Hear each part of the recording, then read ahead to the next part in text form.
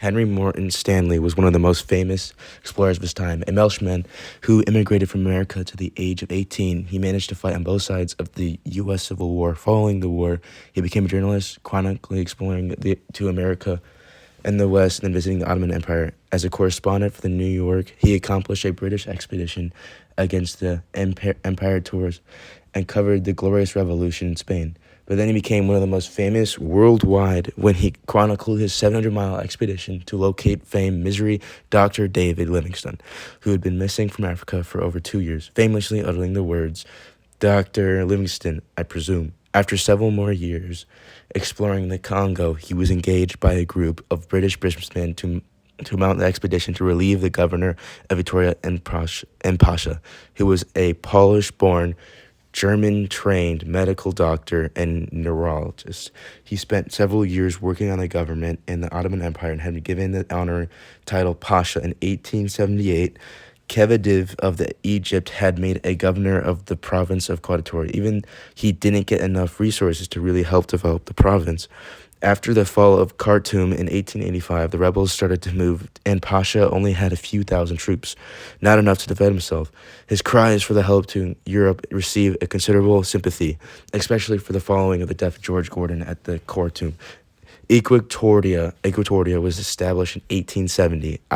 It was an idealistic effort to create a model state in the interior of Africa. It was not really developed in that area. It was only a province with a few adventures. It included territory along the White Nile and the present-day states Africa, Sunday, and Uganda.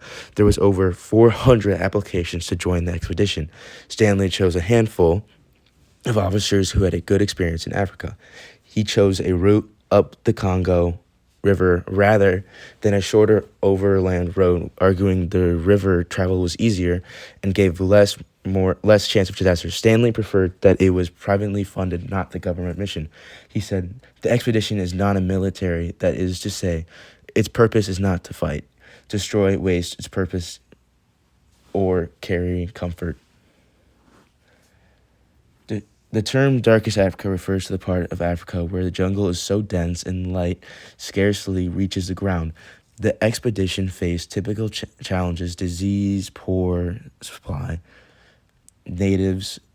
Stanley was compelled to leave a part of the group in camp, a rear column, compounded by 5 European officers that was supposed to move up more when partners arrived, to carry supplies. When Stanley finally caught up with Emin Pasha, the first Emin, to leave, he wanted to leave and just supply, but eventually the revolution would force his hand and he had to go south. Stanley returned to the rear column, which he hadn't heard from in months, to find out that the news was grim. He left behind 5 officers and several hundred troops and porters.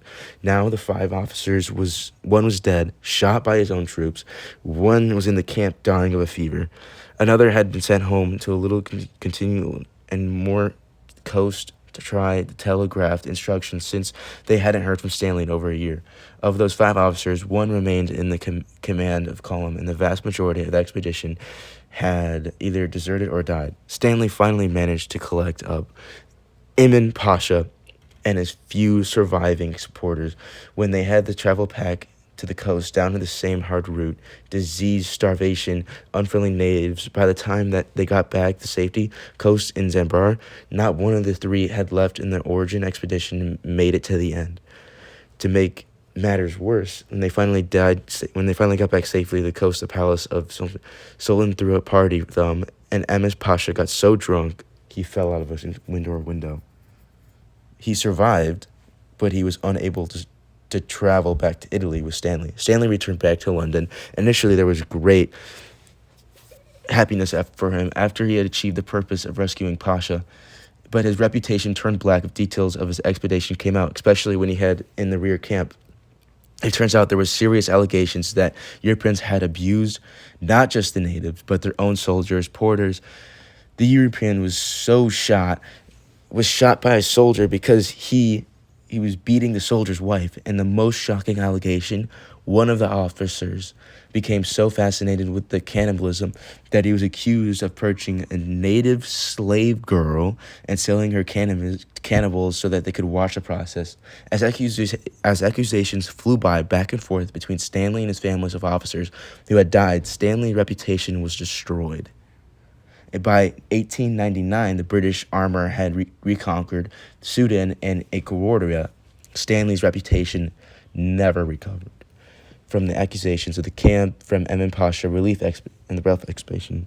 Technically, it was a success. The cost was very high, especially his reputation was just completely destroyed. And because of this, this is the last expedition of its kind. From the expeditions to the interior, to the middle of Africa, was a success. Nothing like this would happen again.